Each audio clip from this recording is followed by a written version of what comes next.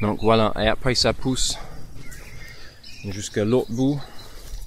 Donc dans le premier bout, il y a aussi le compostier en bois, voilà, qui est rempli, 2 étages. Donc ça c'est tout le moche, tous les mauvaises herbes de la planche qui restent là-dedans. Les bordures en bois, les vieilles planches, des vieilles poutres, avec progressivement de plus en plus de consoude et de ciboulettes autour. Et ici au bout, j'ai fait une fourchage de consoude parce que c'est devenu ridicule. J'en ai laissé un peu. Et ici c'est des astères. C'est aussi une plante qui pousse très bien, très vite, assez envahissant. Mais on peut l'attaquer avec la bêche tous les automnes et prendre les mottes, c'est littéralement les mottes de racines. Donc ça c'était une motte de 20 cm par 20 cm que j'ai plantée et ça fleurit juste au moment de mon anniversaire tous les ans.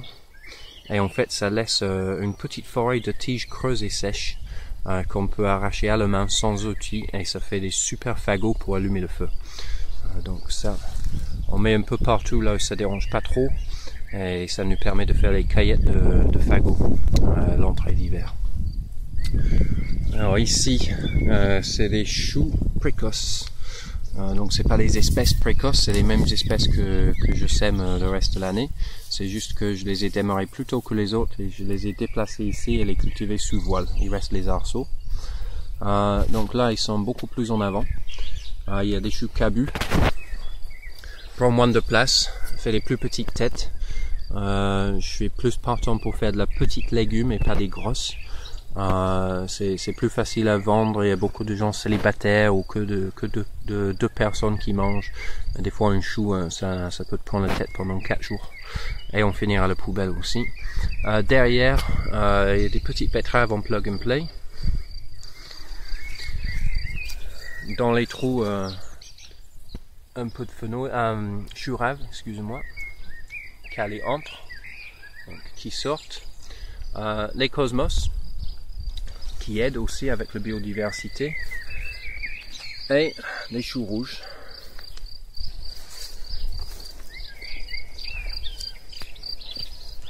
Et derrière, il y a le restant de rang de fèves qu'il va falloir que je mange bientôt. Ici, c'est du instantané. Mis à part la technique de démarrage avec les pommes de terre que vous pouvez voir sur ma site avec le lien là. Il y a aussi, l'année dernière, j'ai testé ça, grand succès, de dérouler du foin, pareil que pour les pommes de terre en décembre, de revenir aérer le sol début de printemps, fin d'hiver, remettre le foin dessus, et après de faire des nids dans le foin, et de remplir ces nids de compost de 18 jours. Donc c'est vraiment, c'est une demi-pelle par trou. C'est ce que j'arrive à prendre avec mes 2 mains, ensemble. Et on sème une graine de maïs dans chacun de ces trous. Alors ça va germer dans le compost, les racines vont descendre dans le sol, très important d'avoir aéré le sol avant. Les racines vont descendre dans le sol. Et une fois que ces pieds de maïs atteignent 40 cm, je peux semer entre 3 et 5 graines d'haricots grimpantes autour de chacun. Elles vont grimper autour. Et j'ai déjà planté les butternuts tous les 1 mètre sur le côté nord de la planche pour que, avec le soleil, ces plantes vont chercher la lumière ici et elles vont remplir la planche. Si je les mets ici, elles vont remplir le chemin. Voilà, comme ça va faire couvre-sol. Donc, positionnement assez stratégique. C'est pas du n'importe quoi, le mille-pas ou le 3 sœurs, comme on l'appelle. Pareil, attendre que le maïs à 40 cm avant de planter les haricots. Très important. Sinon, les haricots poussent beaucoup plus vite et ça devient ingérable. Ici, ça c'est haricots. 3 rangs d'haricots de la même espèce. C'est un haricot vert sans fil. Ces 2 rangs ici et ici aux extrémités, je vais les récolter pour les haricots verts. Et le rang du milieu, soit je marche sur le sol pour aller les ramasser, pour enjamber le rang et récolter, et je plante rien entre les rangs. Soit je plante des choses qui auraient pu pousser avant que les haricots commencent à donner, comme les salades. Ok, donc c'est le timing. Soit je décide de laisser le rang du milieu pour produire les semences, donc je toucherai pas, je marcherai pas sur le sol, et je vais ramasser juste les 2 rangs sur les bords et multiplier ma semence pour l'année d'après pour pouvoir en faire plus.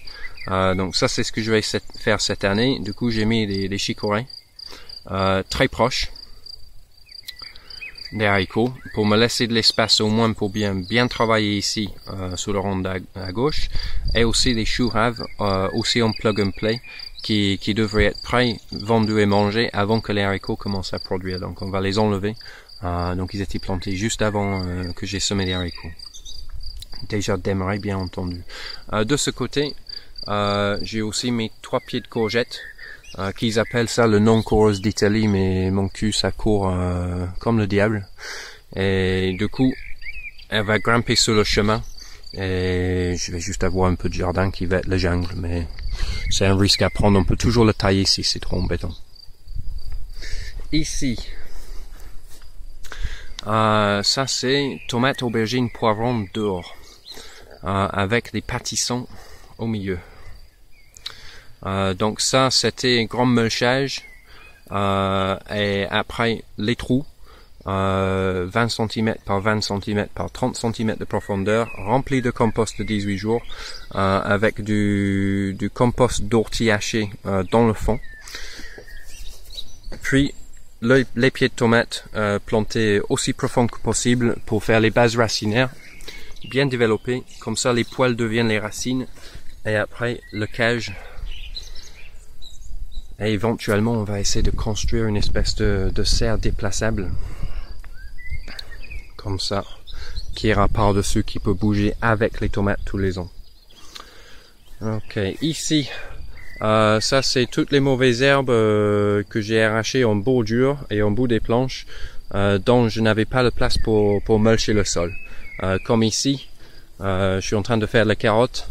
J'ai fait une première semée, ça s'est envahi parce que j'avais pas le temps de m'en occuper correctement. J'ai dû ressemer, et du coup voilà, toute l'herbe qui a poussé là-dedans et autour, ça représente peut-être ça. Donc de partout, comme j'ai dit cette année, une abondance de matière. Donc j'ai aligné toute cette matière pour créer une planche de plus, et il y a le chenil à poules qui est en train d'avancer petit à petit vers ici, et d'ici 2 jours, ça sera là, et dans 3 jours, elles auraient arrivé jusqu'ici, et je vais expérimenter pour voir qu'est-ce que ça fait à cette matière, et qu'est-ce qu'on peut faire par la suite. C'est ma broyeur à poules, et en mettant la matière un peu en amont, ça fait qu'il y a plein de monde qui vient en dessous, et les poules vont fouiner là-dedans pour essayer de trouver les vers de terre, etc.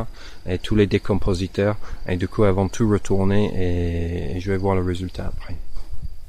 Alors ici, choux de Bruxelles. Pareil, un bout de planche assez intéressant, les oeillets de poète blanche, un géranium des bois, un peu de framboise et des silènes. On a un peu de petits pois, il y a quelques pieds qui traînent. Voilà. Et après, c'est essentiellement les choux de Bruxelles. Il y a un pied de patate qui est revenu d'il y a 2 ans. Il y a aussi des salades que j'ai plantées entre les choux qui ont monté en graines. Ils sont très bien, je vais les laisser. Il y a des salades ici d'une autre espèce plantées plus tard qui n'ont pas monté en graines. Il y a du cosmos pour accompagner les choux, pour aider contre le pyride. Et vous constaterez, voilà, celui-là c'est peut-être le chou le plus dégueulasse que j'ai. Le plus troué. Sinon, ni limaces, ni chenilles. Pourtant les papillons ils tournent. Et dans le premier tirage de ce vidéo, quand je suis arrivé ici, il y avait des œufs sur ce chou. Et le lendemain, il n'y avait plus rien. Il y a quelqu'un qui est venu les manger dans la nuit. Donc voilà. Ça c'est vraiment les objectifs à atteindre avec la biodiversité, c'est d'en avoir assez. C'est pour ça aussi cette année le plug and play c'était furieux. Toutes ces cosmos, et ils ont sorti du plug and play aussi. Des rudbeckia, un chou qui avait en rab, encore un consoude, et un pied de lavandin qui essaie désespérément de pousser. Et tous les pieds de lavande et lavandin qu'on a achetés cet hiver, comme ils sont petites et elles poussent lentement au début, je les ai entourées de pierres. À la fois pour pouvoir les retrouver et pas les arracher par accident quand ils sont noyés dans l'herbe, qui est une réalité qui arrive, mais aussi pour fournir un microclimat. Ça va faire plus de masse autour, plus chaud, un peu plus sec, et du coup ça devrait les faire sentir un peu plus chez eux, parce qu'ils sont pas vraiment d'ici. Voilà, une zone qui était déjà un bout de planche, qui me dépasse complètement. J'ai décidé juste de laisser faire. Il y a de la facilie, il y a de la consoude, il y a des radis noirs qui ont monté en graines. Ici c'est un peu similaire. Et ici c'est une zone de travail où je suis en train de creuser une mare, à peu près sur le courbe de niveau. Et encore les pommes de terre. Derrière les pommes de terre, une pépinière. Donc juste une planche qui est dédiée à l'élevage des plants. J'ai fait des radis. Et on est parti pour le week-end de l'Ascension pour travailler. Et quand on est revenu, les radis étaient toutes piquantes. Immangeables, donc mulch. Il y a des salades à repiquer. Deux sortes. Et là bientôt je vais apporter du compost et je vais remettre mes poireaux en jauge.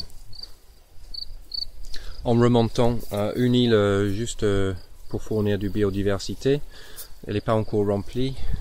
Des lupins de l'année dernière, un Buddleia, qui aide énormément si elle est positionnée stratégiquement. Ça veut dire qu'elle va pas envahir la terre, c'est pour ça qu'elle est sur une île tout seul. C'est très utile pour amener une plus grande diversité de papillons. Et qui dit plus de papillons dit plus de chenilles, et qui dit plus de chenilles dit plus de prédateurs de chenilles.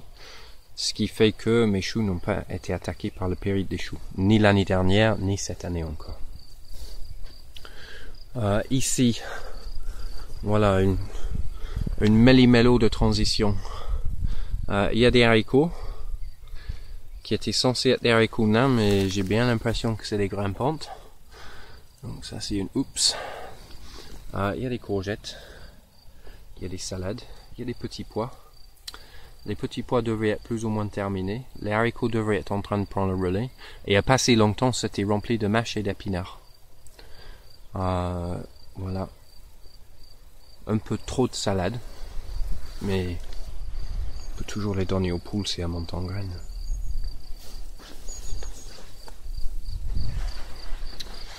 Ici, des choux qui sont programmés pour être un peu plus tard que les autres. Ils ont 3-4 semaines de décalage. Il y a des choux de Bruxelles. Encore des choux de Bruxelles, des choux rouges et des choux Milan. Et au bout ici, une zone de production de semences de sarrasin. Hop. Et de la coriandre qui a déjà monté. Rhubarbe, des silènes. En montant vers ici, là il y a le cerf. Il y a une baissière derrière qui récupère toute l'eau qui est en trop. Elle va écouler par là. Et devant, on a mis une haie en saulosier, tressée. Et devant, framboise, souci. Et voilà du plug and play divers et variés. Et des betteraves. Ces petits betteraves qui vont pas pousser très vite parce qu'ils sont à l'ombre. Mais à la fin de saison, on les trouvera.